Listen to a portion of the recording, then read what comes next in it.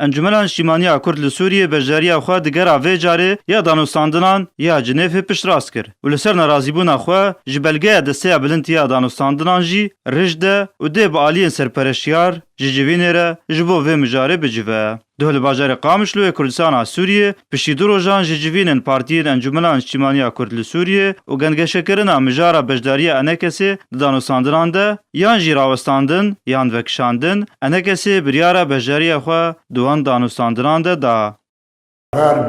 قرار ما توافق كر بسر انه امي هرن جنيفي وامي استمرار بكن وامي مذكرات احتجاج سروي ديكومنتا اج لندني اج دستياب بلند اعتماد كرش خره امي واجبوان ملاحظاتي ما يجبجينا بون امي مذكراتي بقدي احتجاج سروي وامي بردوام بالجباتي خده وامي بتنسيق بلجنة المتابعة امي بردوام بكن ام تشبكن ام تشنكن نونري مال ويدري بتشرنجي تصرف بكن او لجنة المتابعة او بحضر بكاري بردوام.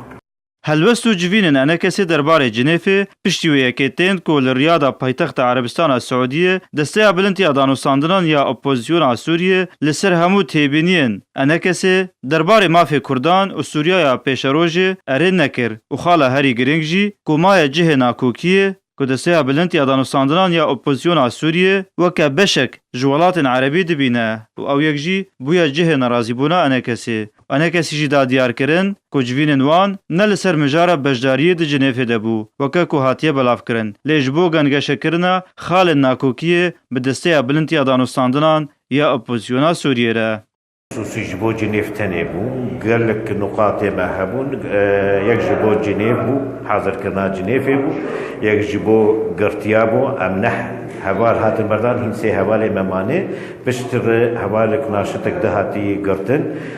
yek jî em ê çawa teamîlê ev nuqatê xilafî bi hey'a tefawudî em ê çawa teamîlê pêr bikin, em ê çawa çarserîkê jêr bibînin. Nuqata me ne Cinêv tenê bû, hevalê me wê hazir bibin li Cinêfê û wê qediya xwe bijdar bikin. Heger wek wana nebû wê ihticac bikin, muzakerê xwe bidin dê mistora û nêzik başqa jî wê dî mistora bêdîtin muzakeratê Kurdî wê bigihînin. Encûmena Niştimaniya Kurd li Sûriyê gef li opozisyona Sûriyê dike eger daxwazin wê di belgeya xwe de bicî neke ew ê bimînin nakok û egera xwevekişandinê jî ji alî enekesê ve heye û ji bo yekê jî enekesê wê biçe Cinêfê û di civînên navdewletî de bejdar dibe û nepabendbûna xwe bi her belgeyeke ku mafê Kurdan tê de eşkere bicî nebe mîna belgeya desteya bilind ya danûstandinan da diyar kirin.